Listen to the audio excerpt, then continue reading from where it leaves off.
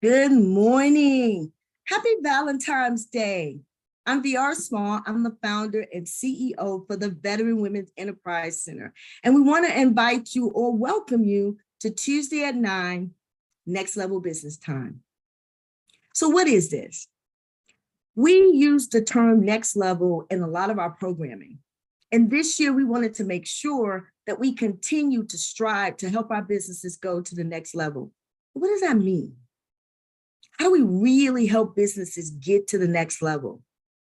We could talk about strategies, we could talk theoretically, but we felt like the best way to help you was to bring you some of the best in industry to share how they have gotten where you're trying to go. And so Tuesday at 9 is your time. It's time for you to connect with other entrepreneur women associated with the military. And for Black History Month, we are focusing in and featuring our women veteran entrepreneurs who are killing it with their businesses and in our communities. So Tuesday at 9 will not be every Tuesday, but this month we wanted to come to you a couple of times to make sure that you could connect. And we're going to do the same thing for Women's History Month. And then we'll go to once a month as we move into second quarter. So go ahead and mark your calendars for Tuesday at 9, Next Level Business Time, tips and tools to help you level up. So my guest for today to kick off Black History Month is Dr. Alicia Makaye. Alicia, am I saying it right? Makaye. Makaye, I do not want to mess up people's name, and I told her correct me every time she needs to. So Alicia is the president and CEO of GXA. It is a Dallas-Fort Worth area IT solution provider, and they help other businesses, probably just like yours, take command and control of your IT. The A in GXA is Alicia, co-founder of the company with her spouse, George.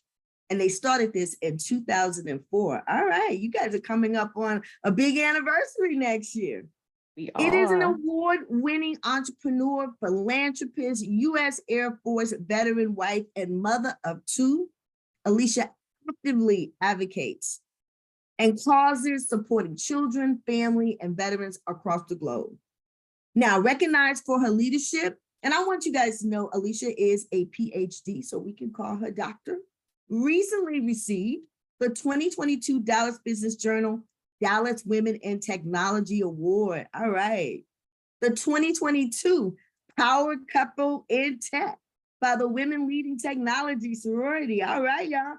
2020 Green and Orange Award by UT Dallas. 2019 Dallas Business Journal Minority Business Leader Award. And also in 2019, Greater Dallas Hispanic Chamber of Commerce Minority Women Business Entrepreneur of the Year. You better stop playing. So Alicia serves on the board of directors of the Dallas College Foundation, the UT Dallas Diversity Advisory Council, and MPA Advisory Board. And she is an advisory member or board member of the Richardson Chamber of Commerce. Please join me in welcoming my sister in arms, Dr. Alicia Makaye. Yay, yes, that's it, VR. Make sure I get it right because I want to salute you and I want to remind my sisters in arms, and this is so important before we get started, Alicia. So often when I'm talking to my colleagues in the industry, I get the response that one, there are not very many veteran women entrepreneurs in their group. Two, there are none. And three, I know they really don't know because a lot of people don't even ask, did you serve in the military? So ladies, I know we don't shout it from the rooftop that we're a veteran, and there are a lot of reasons why, some positive, some negative. But the reality is, if you want your voice to be heard and you want your needs to be addressed, you have got to let people know who you are. You have got to announce, I am a veteran. Because in this country, when we think veteran, we don't think women, and we definitely don't think women of color. And a lot of that is our fault. because we're not stepping out of the shadows into the light to let people know the great work that we're doing and that we're here amongst them. So please, if you're listening here, male or female, tag somebody else. Let us know your name. Put your business email in the chat. Let us know what you do and what branch of the service that you served in, because I'm a proud Navy vet speaking to a proud Air Force vet, and I'm sure there are Marines and Army vets on here too. So we want to salute each and every one of you. I put out a post this morning letting you know you guys are always, always in our thoughts, and we love you and we're here for you. And that's not just something for Valentine's Day, that's every day. But let's get into this amazing conversation, because I want Alicia to have plenty of time to share her story. And I'm going to start with what we started with. When you hear the phrase next level, and we talk about it all the time, it's not new. We're not the only ones using it. We didn't coin it. It's been out there for years. But what does that mean to you as an entrepreneur? When someone says to you, they're going to take you to the next level, or are you going to the next level? What comes to mind? VR, first, I want to give our listeners, before we just jump into it, a happy Valentine's Day. It's no coincidence that Valentine's Day is on it's during the month of Black History, because you know what? Black history is a lot of love that is involved in Black history. We thank those that went before us and really served us well out of their love to where we are as a people group. So we just really are grateful for this particular month, not just the month of February, but every day is Black history. So let's go ahead and get into it when it comes to next level. Thank you, VR, for inviting me on this particular podcast. And I am just looking forward to really spending this time with you and having some people peer in on this conversation. So next level for me, I would say that next level is a word that is very customizable. When I didn't have a car, my next level was definitely getting a car. Even when I lived in an apartment, my next level was getting a house. And when I had credit card debt, my next level was getting out of debt. And so this is a word that basically is always going to be customizable to where you are. It all depends on your capacity of how much you can handle as to what is your next level. My next level is not your next level. And so when it comes to business, we've hit a lot of levels. When we had one client, our next level was 2. And so there's so many different areas that you can say, this is my level. It is about you measuring where you are, where you want to go. And I would define next level is moving forward, just always moving into the direction for which remember, your customized walk, your customized race, moving it to the next, whatever that is, when it comes to you and your life and your business. That's how I would define next level. I love that. And our next level business transformation program, we really had structured that so everybody, and Alicia, you've been a presenter for the 2 years that we offered it, that everybody would kind of get the same information. But this year we added it to our co-working cohort, and we are doing an intake and business strategy so that each business can determine for themselves, what do I need to transform? Because they're all going to be different. And that's a learning process that, yes, some of them are going to need similar things, but how they go about achieving those goals and what they really need, the tips and tools to get there, are going to be different. So I love how you talked about next level being customizable and also very unique to every individual business. So when someone says that they're going to take you to the next level, that's going to mean something different to each and every business. But I know that your business has been doing some phenomenal things. So would you say your business has moved to the next level? And if so, share some examples with us. Yes, absolutely. So a little bit of history about GXA. George and I, we started this back in 2004. So we've been at this for a very long time. And each year has been different challenges, not just challenges, but also different celebrations. And, what our celebration or looks like when we first started is not the same as what it looks like now. So for the last 2 years, which has been, right out of COVID, and I would definitely say that during COVID, one of our biggest celebration is, hey, we kept our heads above water. We actually kept our clients up and running.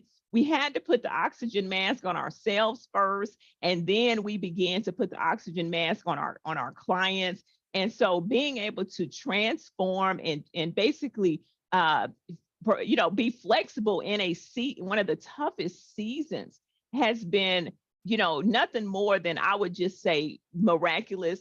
I'm grateful. There was a lot of small businesses that did not make it through that season. I am absolutely so thankful and appreciative of my team and how we were able to basically move from one level to the next in a environment that was totally 100% outside of our control. So over the last 2 years, some things that we've done differently. The gift of COVID is that COVID had, basically anything that you were working on, either you had to hurry up and get it done because you either were in a situation where your business was forced to become stronger, or it was just your weaknesses were exposed. And so, and I would say in the area of our business, both happened at the same time. Our weaknesses were exposed, but we also became stronger. So what we did to really move into the next level for us is we became a very process-driven organization where everybody was so spread out all over the place. And so processes became even more important during COVID. Then also we improved our overall support for clients. We started putting everybody through customer service training. We found a platform that specifically focuses on IT companies. We are a managed service provider and we provide IT support for other businesses. So we went out in the marketplace looking for a platform that was gonna be able to be hosted online. And when you come and you join our team, we have a simple 5-step process of what type of customer service do we want to deliver to our clients. And then we began to measure it. So we started recording all of our calls. We began to measure what type of customer service. If you can't measure it, it's very hard to figure out where you are in the game. Exactly. And to keep score on everything, we started running the organization by the numbers. We have a scoreboard meeting every Monday. And so this meeting, everybody inside of the organization is responsible for a number. And so the great thing about this scoreboard meeting, we have become stronger and better and better. We measure our customer satisfaction score every single week. I am glad to say for the last 2 weeks. Now, listen, I'm just saying the last 2 weeks, we got 99% on our CSAT scores. I like that. I like that. It's killing it out there right now. I'm so appreciative of that. We even created a learning center for our clients. So our clients have a learning hub that they can go to get tech tips. We started pushing out newsletters. We stay in touch with our clients every 2 weeks. We have newsletters that provide tech tips. We talk about, what is up and coming and arising, some of the some tips that will give you some hints on how to prevent yourself from being hacked.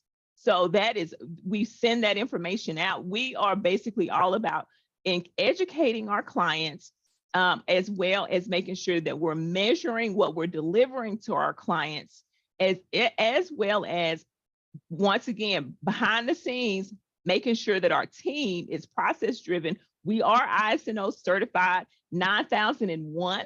So we have an outside auditor come in and actually assess and make sure that we are practicing what we preach. We can't cheat on the ISO 9001.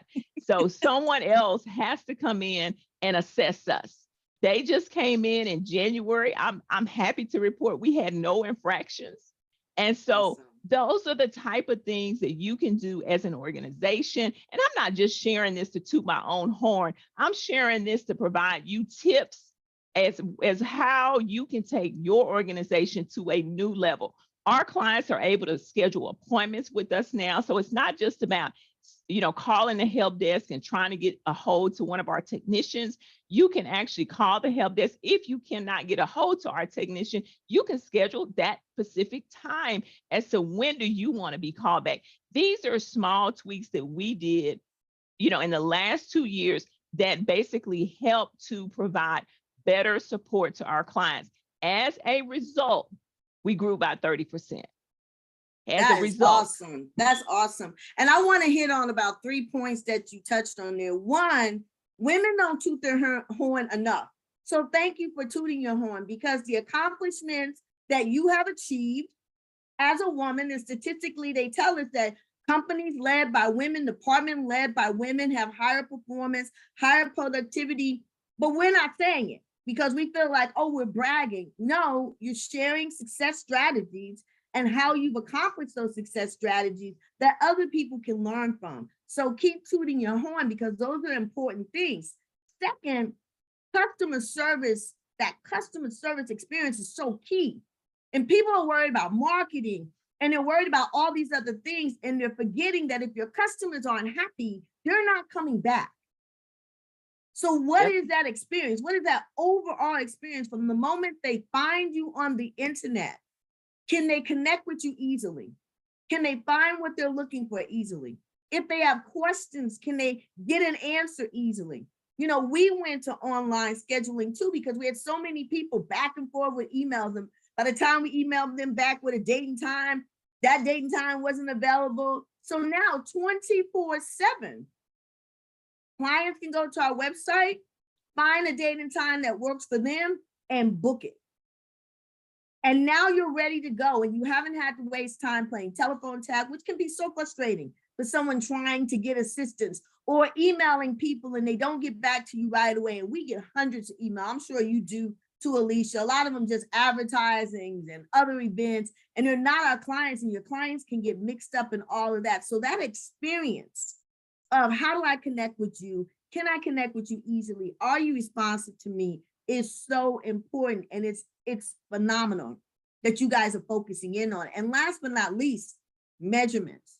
If you're not measuring your outcomes or your impact, how could you possibly know what you're going to need to grow, or even how you're going to grow?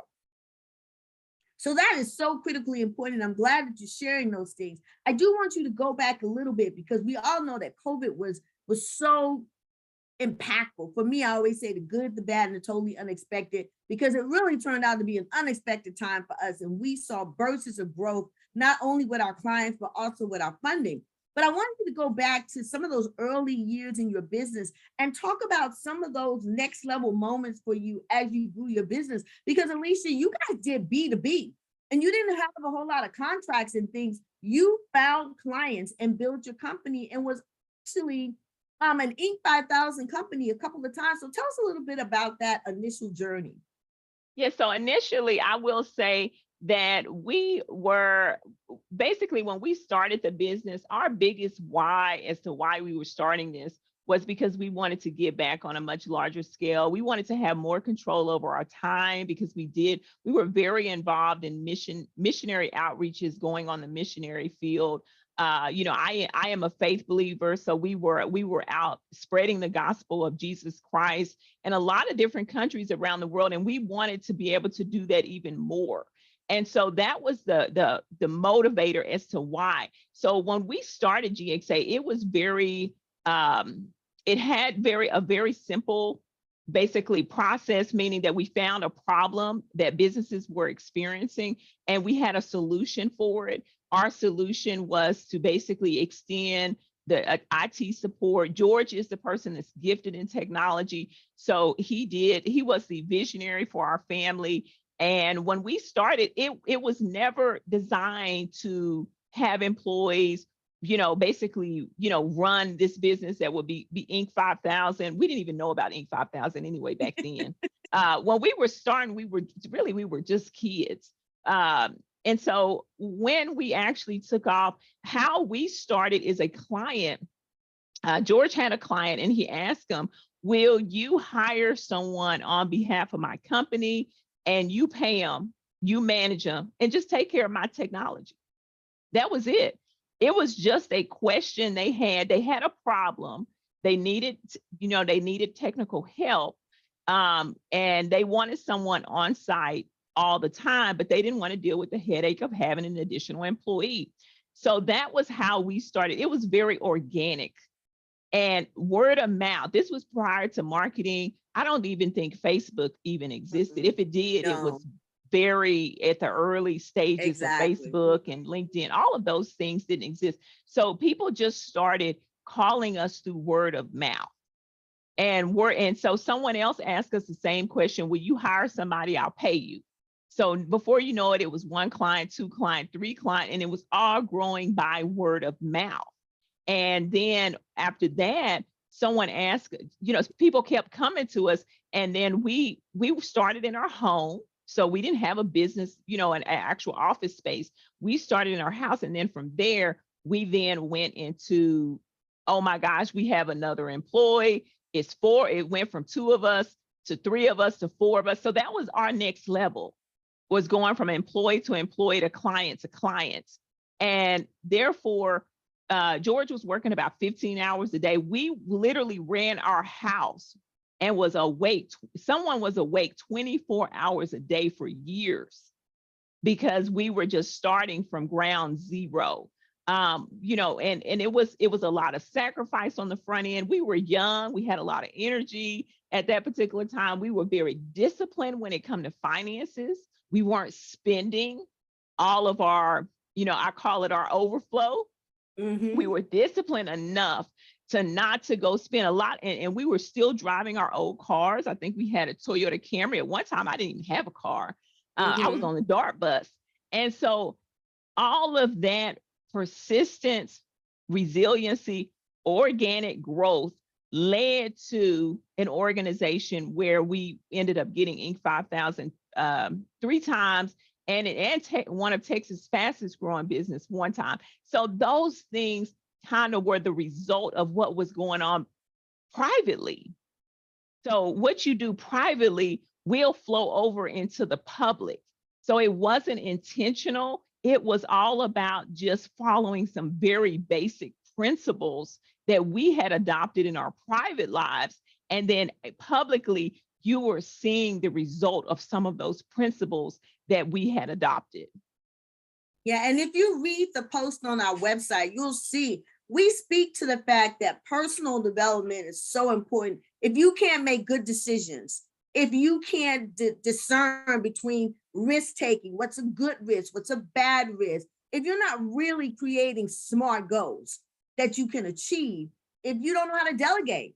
I mean, Alicia, your growth was all about staff. So you had to trust other people to do the things that you told your client they would do and let them go and do it. And then you had to keep building and building. So time management, as you said, was crucial. At some point, someone in your house was awake 24/7. But how many as business owners are we really managing our time effectively to achieve the goals that we set for ourselves? So all of these soft skills that we don't pay a lot of attention to, we just assume that people develop them. They're not naturally developed all the time. So I want to talk to you a little bit about how do you continue to address personal development as a CEO? And is it important to your entrepreneur journey from your perspective? Absolutely. Who we were 18 years ago, 19 years ago when we started this is not who we are now. I will always say that if you want to go fast, go alone. If you want to go far, go as a group. And so when you have personal development, whenever you are going far, you're going as a group. A lot of times your team will begin to look like you, whether you wanted to or not. And let me say that again, your team will begin to look like you. So speed of the leader, speed of the team. Right, leading You're by example, leading Alicia, by and people are example. following your example, whether you want them to Want them or to not. or not. That is so true.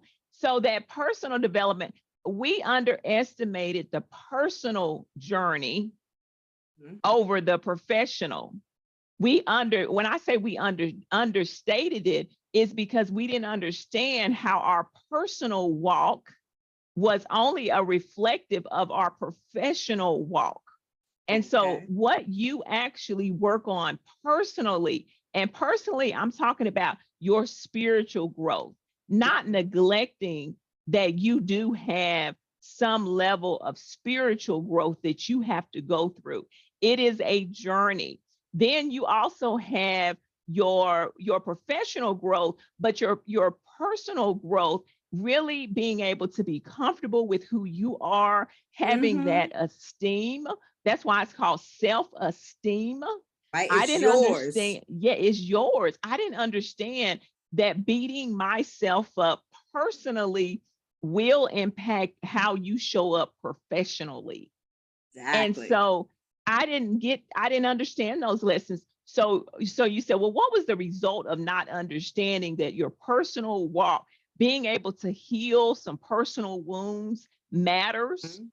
Because when you are wounded and you show up as a leader, you tend to wound other people.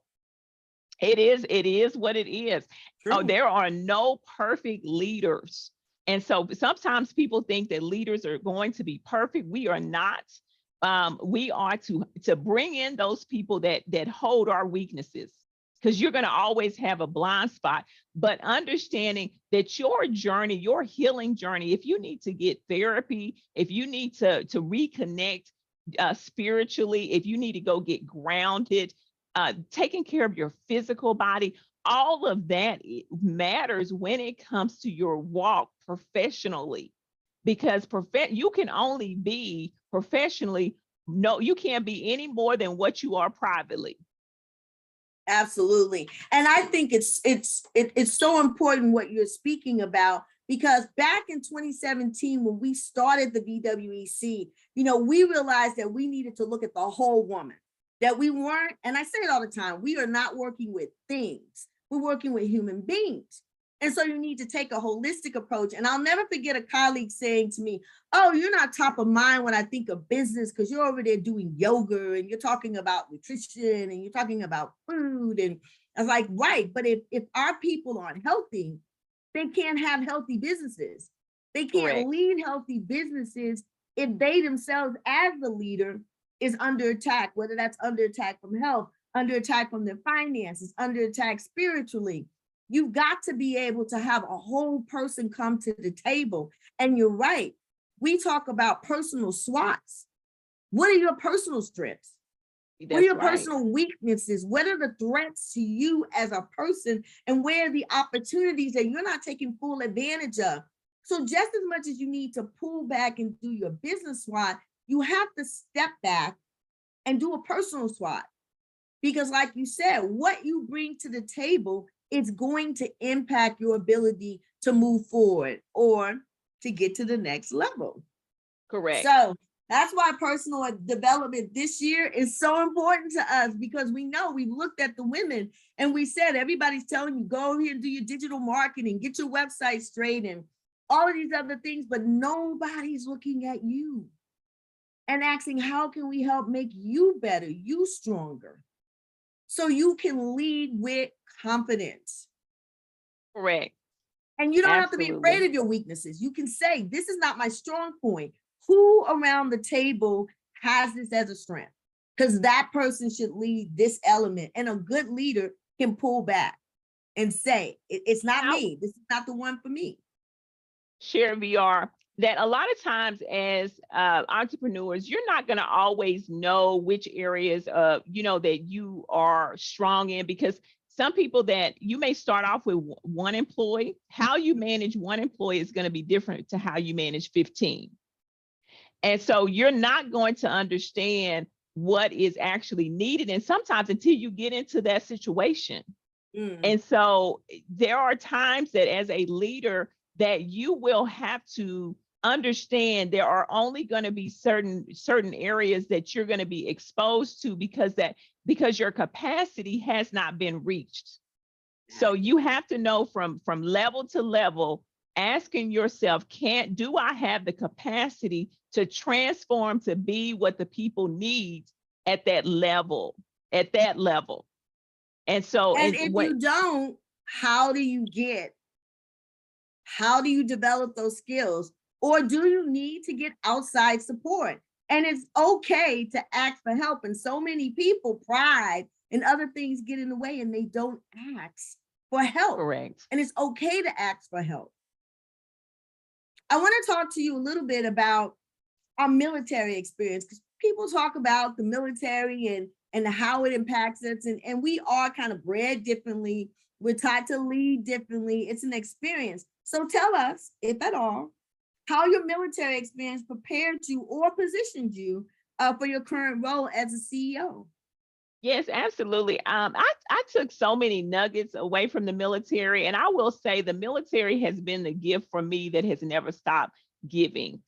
Even though I went in to serve my country, what I got back in return is so much more than service. It taught me service before self. That is the military motto. Yes. And so that selfless approach, I didn't understand that there are seasons in your journey as an entrepreneur where you're going to have selfless approach. You're going to have to put the people before you. You cannot be selfish and be an entrepreneur. Eventually, depending on the size of your staff, they will remind you that this is not about you. And that you can't do it without them. You cannot do it without them. You need a team. And the military is so big about having a team. Every position matters. Every role matters. In the military, there's no little eyes and big eyes. Every single position matters, because in the military, and how they trained us is that when you don't do your job, your fellow man can lose their life. Yes. And so sometimes in the civilian world, we don't take our jobs that serious, meaning that it can be a loss of life. But what you fail to realize is that when you do make mistakes, and I've had staff members to make mistakes, it's a loss of a client. Yes. And when you lose that client, sometimes it can be a loss of someone else's job, because now you can't afford to pay for someone. So there is a domino impact. It may not be a life or death situation, but in some instances, it is a life or death situation. We've been fortunate enough where we've had, I would say, enough bandwidth that if we lost a client, it wasn't a life or death situation, because we have, multitude of clients. But the military taught you how your role mattered. If you were serving in the kitchen, it mattered, because yes, the troops needed to eat. Also, the military taught me grit. Oh my goodness. Being able to push through emotionally, psychologically, to get to the, whatever the end game is, or to accomplish that mission. You got to be able to push through how you feel. Your emotions in the military has nothing to do with the mission at hand. You have to push through. And that grit is so important as an entrepreneur. You got to know how to push through. There are times when people are going to show up, and it doesn't matter how you feel about them, but they are skilled. There you go. I remember when I was in the corporate world, and there was some kind of confusion. And I said, hey, I learned in the military that I don't have to like you to work with you. We're here to get a job done. We're not here to be best friends or buddies, and we may not have beer together after work, but we're going to get in here at this time, in this moment, and achieve the mission. And so I remember last year I got this award, or they asked me about superpowers. And I thought to myself, I don't have any superpowers. What are we talking about here? And I really kind of prayerfully thought about it, God, I don't want to be, like you said, I don't want to be egotistical. What is this? And it came to me that, like you, over COVID, it was vision about what we wanted to accomplish with this organization that kept me focused and aligned to our mission, and then resilience. That no matter how many times we fell, how many times people dropped the ball, didn't come through, we just kept getting back up and trying to figure out, hey, how do we keep pushing forward? And that resilience for me, like you, because we're both spiritual people, that came from my faith. You know, that, hey, all things are going to work together. It doesn't look good, but the word tells me, you know, it doesn't look like everything's going to come together, but the word tells me it will. So I got to stand on my faith and just keep pushing forward, trusting that everything is going to come together the way it's supposed to. And I've always like told people, you know, sometimes you get upset because you didn't get something, you didn't win something, but then we go back to faith. Everything that is for you is for you. And so no matter how much you might have wanted that thing or wanted to be a part of that thing, if you weren't, it's because it really wasn't for you. It's just something you kind of wanted. Because if it was for you, no one could have stopped you from getting there and being a part of that. So don't let those kinds of things kind of weigh you down and deter you. Know that everything that's for you is for you. And I love celebrating other people. I think that empowers us. That fills you with joy when you can be happy for somebody else that maybe got something you wanted. Maybe they got an award you wanted. Maybe they got an award you were nominated for. But you need to be able to celebrate them and trust that that's their moment and your moment is over here.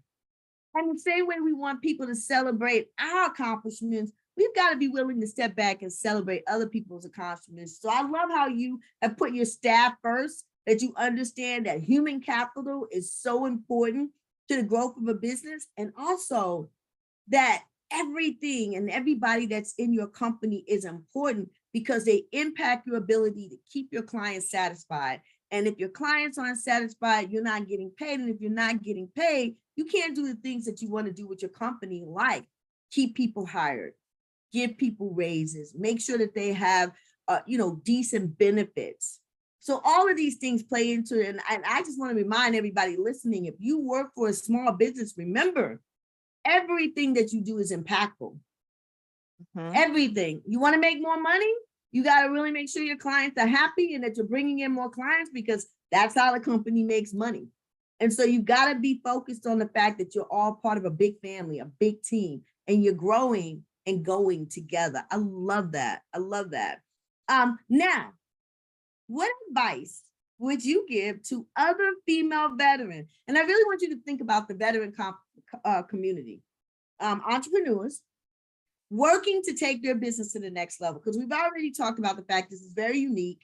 But what are some of the things that we can kind of cut across the platform and say, hey, if you're looking to do this, what's some of the advice you might give them today that they should be thinking about, looking at?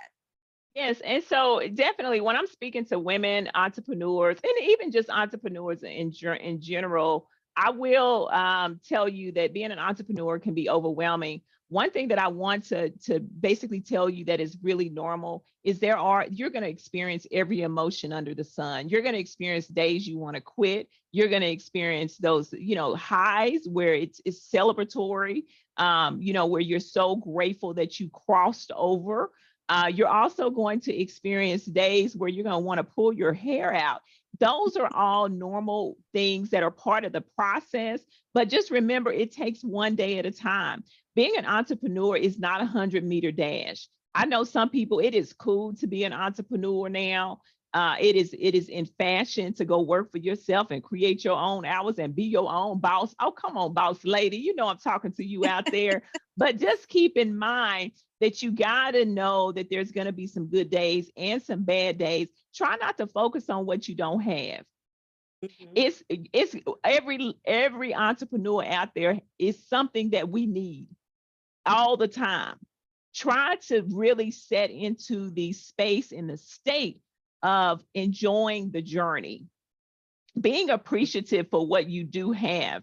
I have a very disciplined life behind the scenes where every day I wake up and I think of something that I'm grateful for. I still have my moments of prayer and Bible study behind the scenes, because that's what feeds me. you have to know that when you go into being an entrepreneur, and something that I didn't think about when I first started, we've had an opportunity to become a little bit more mature as entrepreneurs, is really understanding what outcome do you want with being an entrepreneur and owning your own business.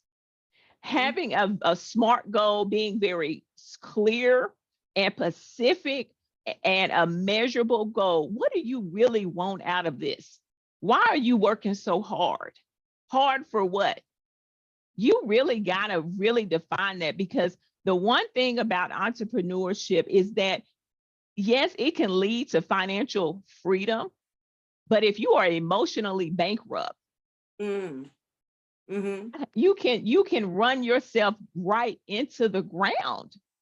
And so the financial freedom won't mean a whole lot if you don't have relationships around you.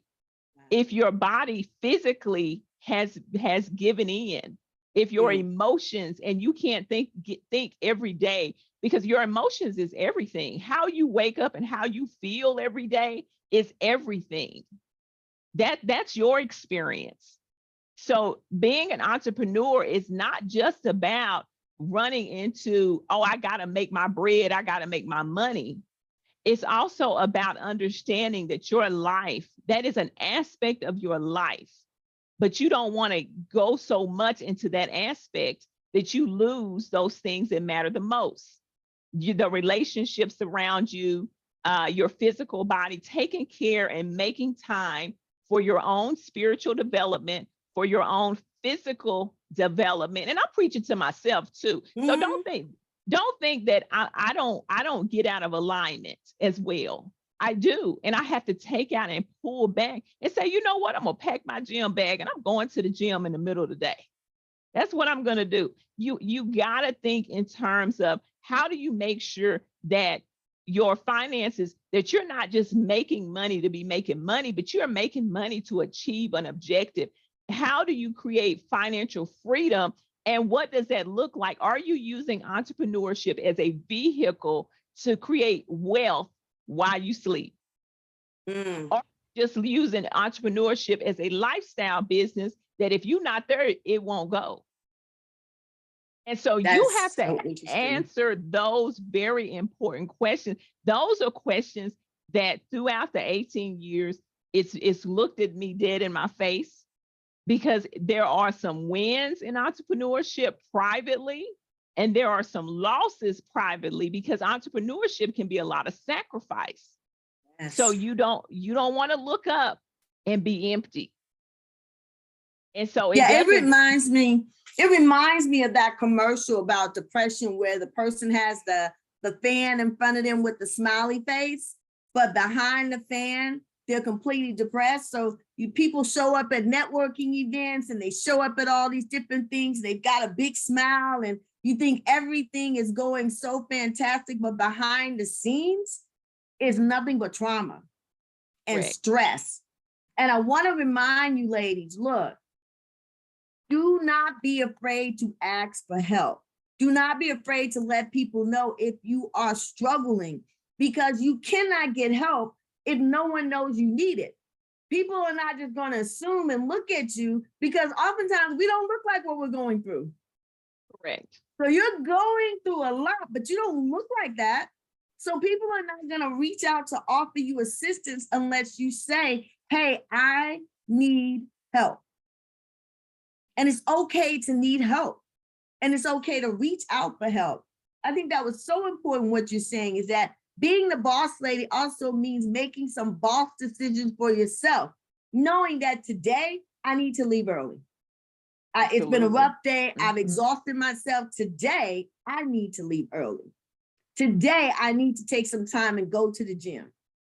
You know, you have to be able, as the boss, to also make sure you're taking care of yourself. Because remember what we said, Alicia, at the very beginning, leading by example. People are watching you. Even if you're a one-woman show, somebody is watching you and saying, oh, that lady has her own business. But man, all I ever see her do is work. I never see her in gym clothes, and I never see her like having any fun. You know, it just seems like she's always working. And that person may try to emulate you. and there's no balance in your life. So you want to have balance. You want to show that, yes, I can be a boss, but I'm also living my life. Absolutely. So that we know that tomorrow is not promised. And if tomorrow doesn't come, we're not living, or we have not lived a life full of regrets. I never did this. I should have done that.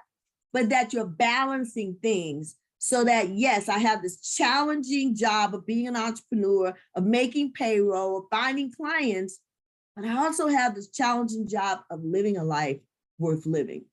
Absolutely. You want to live if you choose the life of entrepreneurship, because it's a choice, you want to define, what does living an extraordinary life look like for you?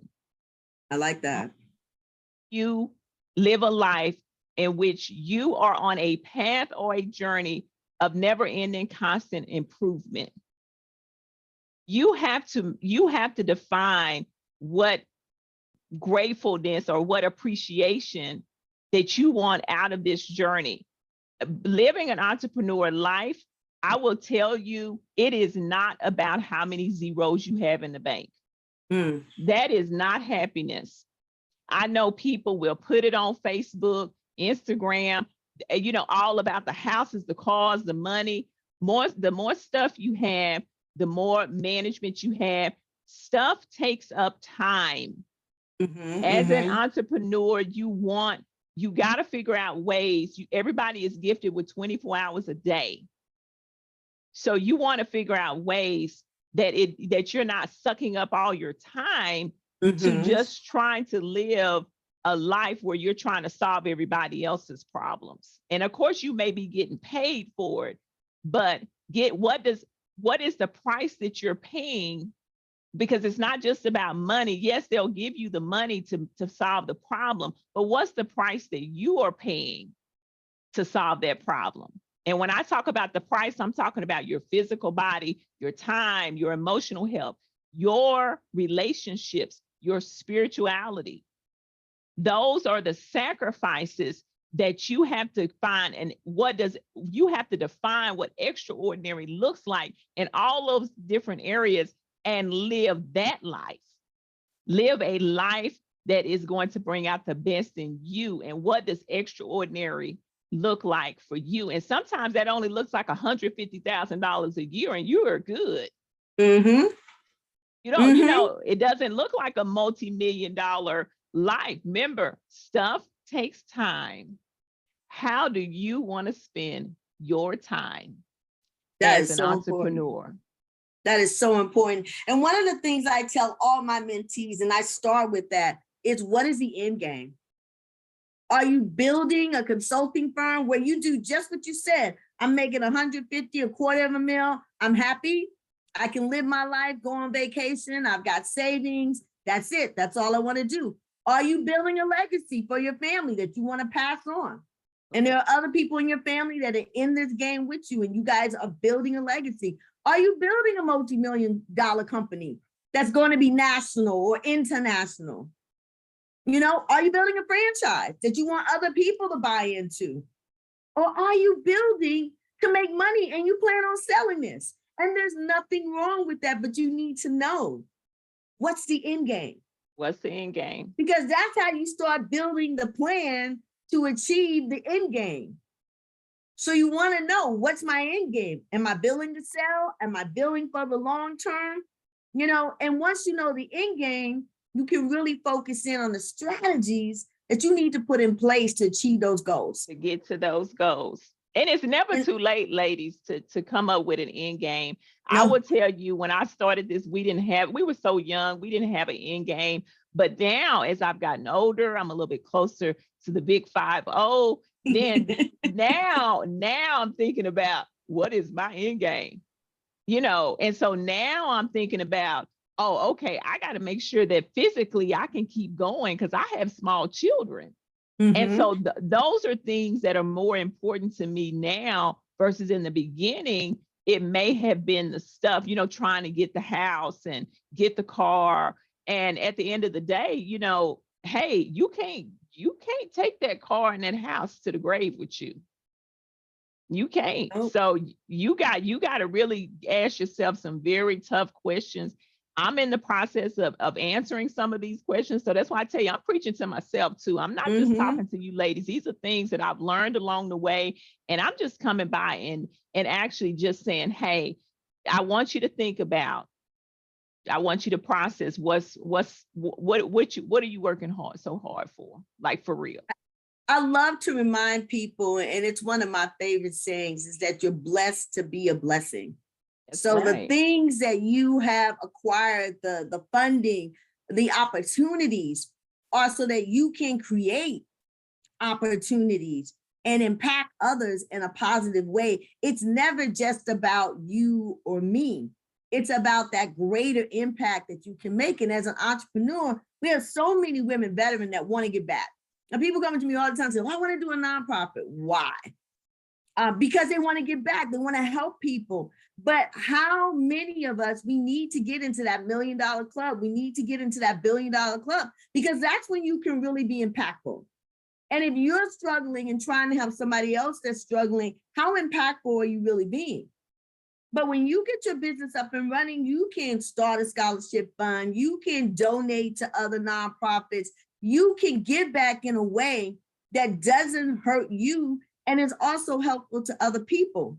But you got to let that blessing build in. And so often people are trying to give before they even have. And I think we should share what we have. But I think when it comes to business, if you're building a business, build a business. And as you build that business, be a blessing.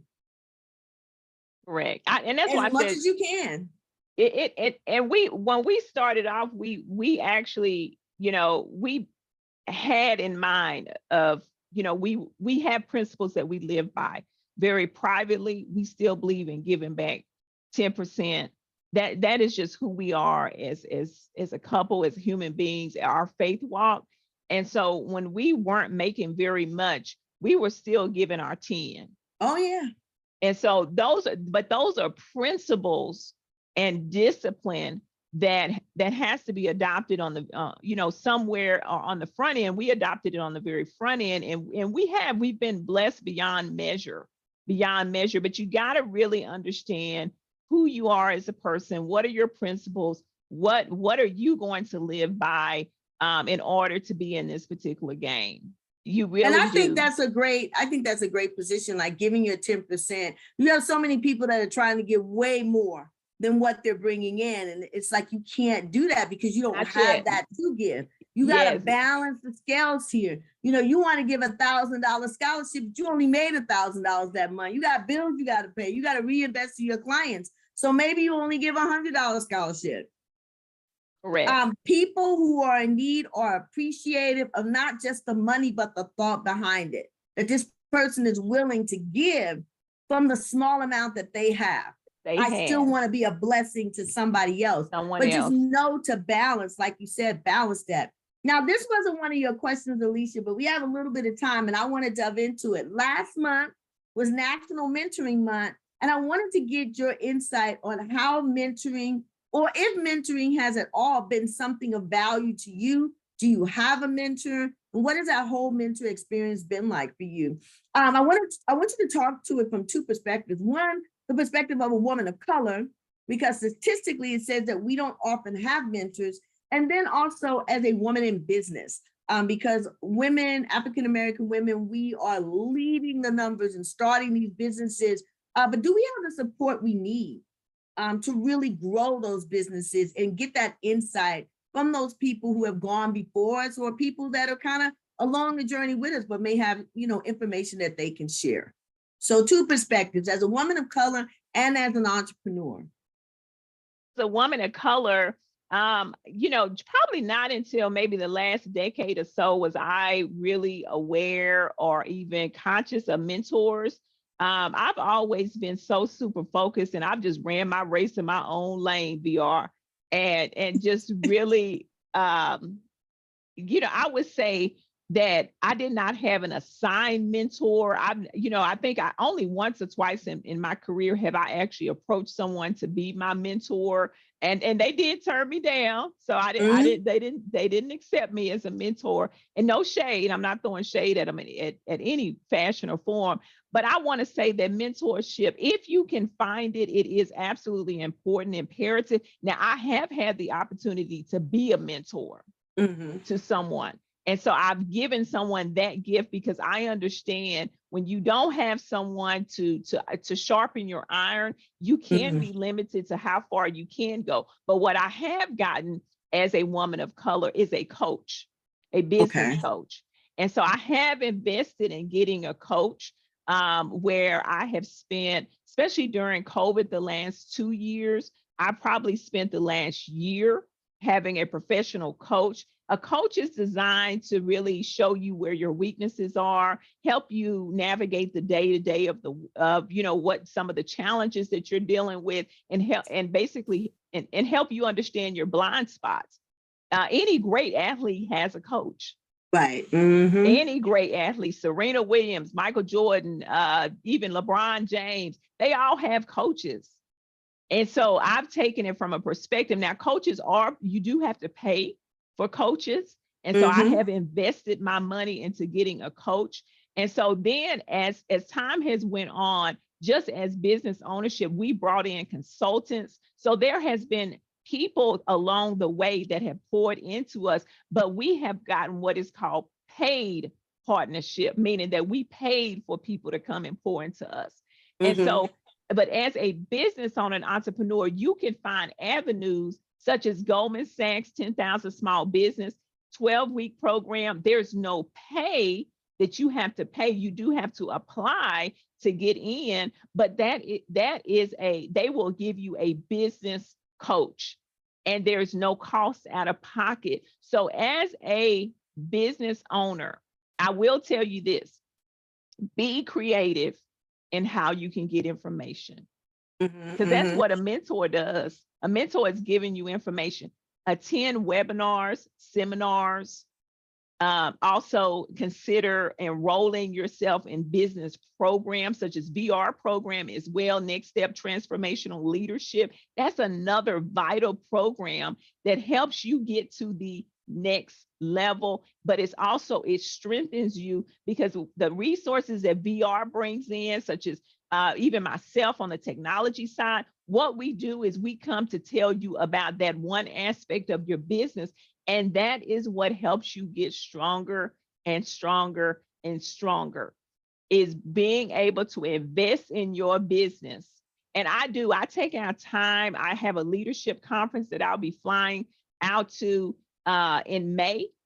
And so where I'm spending 3 days and I'm with other business owners, and I'm going to be just deep dive in all the way into leadership. I'll have people there praying for me. I'll have people there rooting for me. I'll have other business owners that have went further than me. Take out the time to invest, and everything that you get as a business is not going to be free. True. No, True. I agree with you. You have to have a stake in the game. You really have to be willing to invest in yourself if you want other people to invest in you, because if you don't think you're of value, why would anyone else think you're of value? Alicia, this has been a phenomenal, as I said, candid conversation. I want to thank you for taking time out of your morning on Valentine's Day to come and show us some love. I want to invite the ladies to show each other some love. Please come connect with us on our social media. Share who you are. Share what your business is. How can we support you now and forever? Not just during Black History Month. We want to be there for you ongoing, and celebrate each other. Recognize that this is somebody else's time, and be okay with celebrating them, congratulating them, because when your time comes, we're going to celebrate you too. Don't forget, later on today, we have our first Technology Tuesday, also kicking off during Black History Month. 5/9 is going to be talking about cloud-based software. That's at 1 p.m. Central Time. If you have not registered, you have a couple of more hours to get your registration in.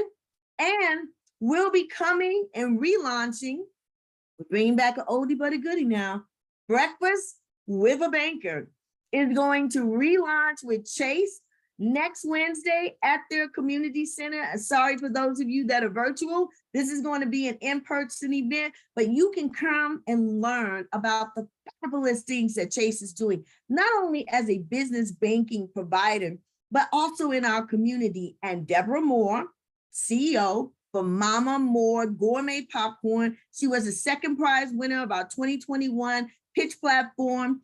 And she is a Chase business banker, is going to talk about how she took her winnings and her business to the next level. And you are not going to want to miss that. So come early, enjoy some refreshments, network. We're excited to see you in the new year. I cannot remind you enough.